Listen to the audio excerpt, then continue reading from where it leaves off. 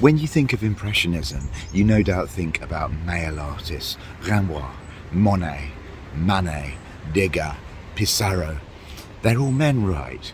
Well, I'm here at the Dulwich Picture Gallery today to hopefully challenge that assumption, because the show I want to bring you a sneak peek inside is by the woman Impressionist artist, Berthe Morisot.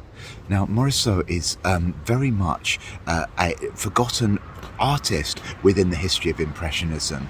Indeed, this is the first show dedicated to her in the United Kingdom since the 1950s. But I'm really hoping today this show will put that right, because in her lifetime, Morisot was a very well-regarded Impressionist who was friends with lots of the artists, and they very much appreciated her work. Indeed, I have probably with my own eyes seen more portraits of Morisot by Manet than I have of her own work, and I'm really looking forward to correcting that today, because I think there's going to be over 30 of her own works in here. The Dulwich Picture Gallery has a rather great reputation that's developed for bringing us underappreciated artists that deserve more recognition. For example, Nikolai Astrup, the Norwegian artist, I really enjoyed that show, or the Lithuanian Čiurlionis, who I bought you last year in a vlog. Do check that out if you haven't already. This exhibition is hopefully going to fill a gap in my knowledge and hopefully bring some beautiful Impressionist works as well. This exhibition is on all the way until the 10th of September and is £16 to get in. And it's always worth remembering when you come to the Dulwich Picture Gallery that £16 also gives you access to the wonderful collection of masterpieces, one of our finest old master collections in the United Kingdom as well, so you almost get two for the price of one.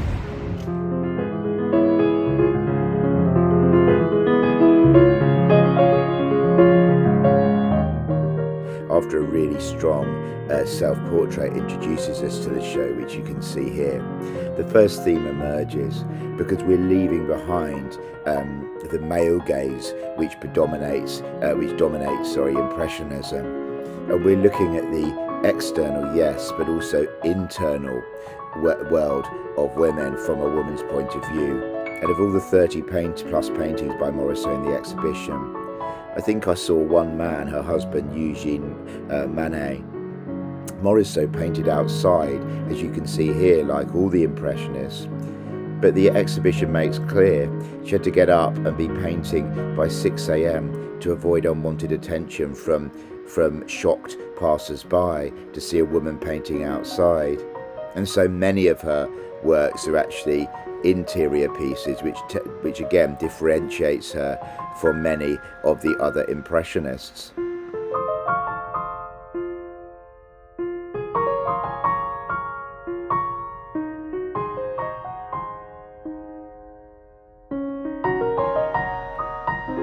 As the first room comes to an end, we're introduced to the second main theme, the influence of the 18th century artists on Morisot. Morisot declared her admiration for Boucher's portrait of Madame Pompadour, and we're encouraged to see women reclining in grey as a very 19th century response to an 18th century composition. Many of Morisot's contemporaries, including Renoir, compared her to Fragonard because of her swift brushstrokes and elegant female figures.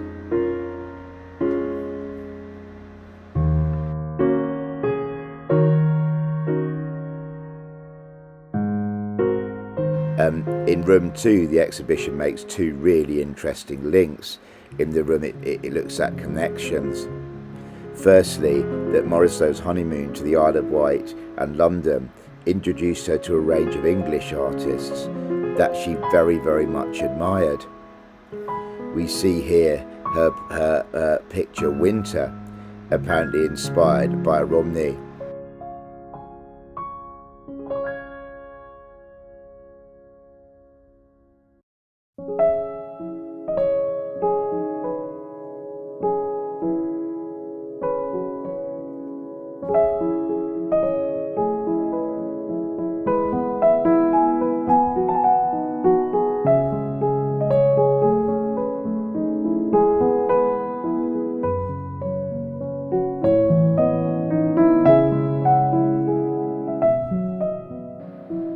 curation also takes forward her interest in 18th century art, and it points out that many 18th century artists followed domestic themes and portrayed servants and as well as the great and the good. And the comparison is made with Morisot's work. She was always keen to portray others, like this servant who's listening to her daughter tell a story here. And the exhibition recognises that she could only pursue her own career as an artist because she had that kind of domestic help, which she never kind of hid in her paintings. She portrayed it with an honesty which maybe other artists did not.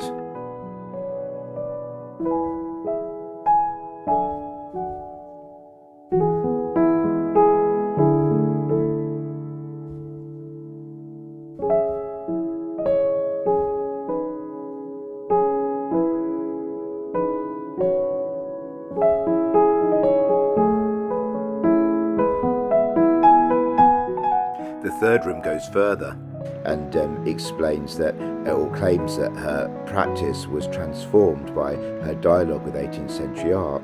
Sometimes it might be in subject matter. This Boucher apparently directly influenced this Morisot picture resting, but also in terms of the materials that she used.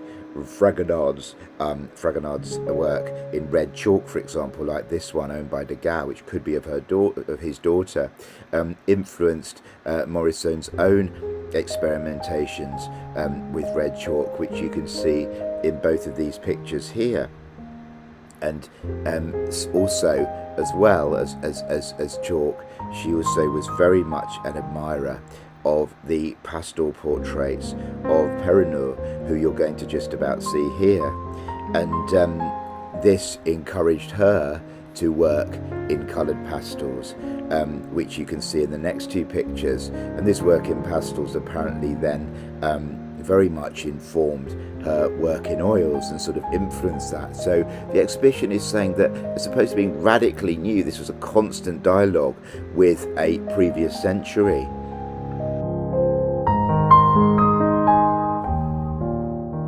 And the exhibition also makes clear that she was, as she got into her 40s and 50s, living in Paris, she engaged more and more with some of the great mythical scenes which were in the Louvre and other great Parisian galleries.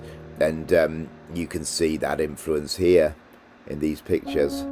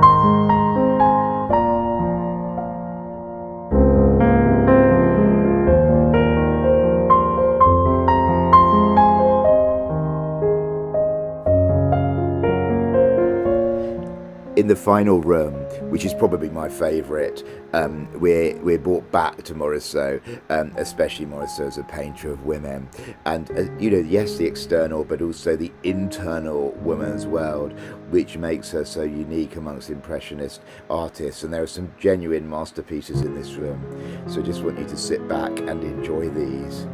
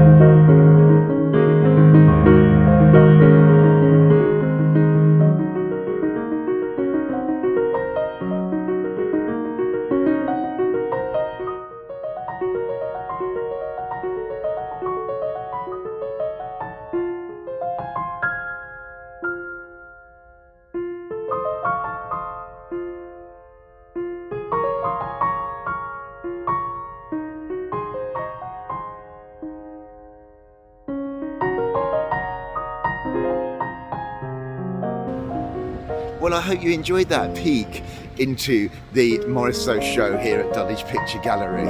I straight up say I really enjoyed it. Impressionism is one of my loves, as anyone who follows the art vlog will know, and it was great to be surrounded by some wonderful Impressionist pieces. The exhibition, I would say, tried to do two things. It tried to re-establish Morisot at the forefront of the Impressionist canon, and that was sort of the focus really of rooms 1 and 4, where you were seeing pretty much pure Morisot. There was one other painting in room 1. And that was great, it was exhilarating. Within that, there were some masterpieces which should be and will be part of the Impressionist canon, and we should all know them more. The second thing that it tried to do, and I found this very interesting, was to remind us that Impressionism did not just exist in a vacuum. Yes, it was the first modern art movement, and in some ways is a definitive break from the past. But at the same time, it wasn't. There were other artists already painting outside. There were other artists using loose brushstrokes. And so the middle two rooms really tried to put Morisot's work, and so the wider Impressionist movement's work, into that kind of context, and that was very interesting as well from a sort of academic and art history point of view. My only tiny gripe with that, and I did enjoy it, don't get me wrong, I thought it was really well curated, my only tiny gripe with that is that Morisot as a result maybe wasn't allowed to shine as much as she could have done. There were lots of masterpieces missing, as well as some masterpieces there. That's fine, because obviously that's about what you can get and what you can loan. But I do wonder if a male impressionist like Renoir or Monet would have been afforded a show purely just focusing on their own art. So that's my little criticism. Was Morisot a little bit overshadowed by this attempt to ride two horses at once? Having said all that, I'm going to give this show an 8 out of 10. I thoroughly enjoyed it. I love Impressionism. I loved being in that world again with those loose brush strokes, and hopefully you got a sense of that as well. And I do recommend you come along. I think the £16 is good value when you include the rest of the Dulwich Picture Gallery as well, because their spaces for the temporary exhibitions are small. And that's what I was saying. I was wondering, if the middle two rooms could have seen more Morisot works. But I do think that £16 as a whole package is good. And it can be a sort of, if you're in London, it can be a half day out, coming down, having some lunch or cup of tea in lovely Dulwich Village, or even better, at the gallery. So yeah, I enjoyed it. 8 out of 10. It's on until the 10th of September. And so I'm probably going to be back, I imagine, at some point, probably in August sometime, just to be back in Morisot's world, because it's a rare opportunity. Yeah, and do subscribe to the art vlog. Got lots coming up over the next few weeks. I'm hopefully going to visit Gilbert and George's new venture. We'll certainly be visiting the Rossetti show at Tate Britain. And so do subscribe, and most importantly of all, get out there and explore the wonderful UK art scene.